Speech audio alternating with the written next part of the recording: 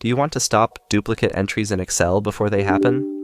Let me show you how to prevent users from entering the same value twice using data validation.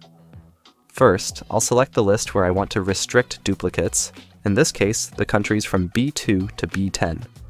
Then go to the Data tab and click on Data Validation.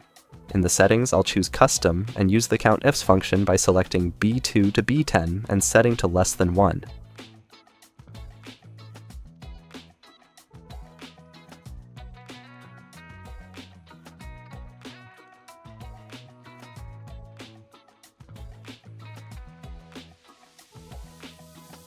This counts how many times the value appears in the list. If it's less than 1, it's valid.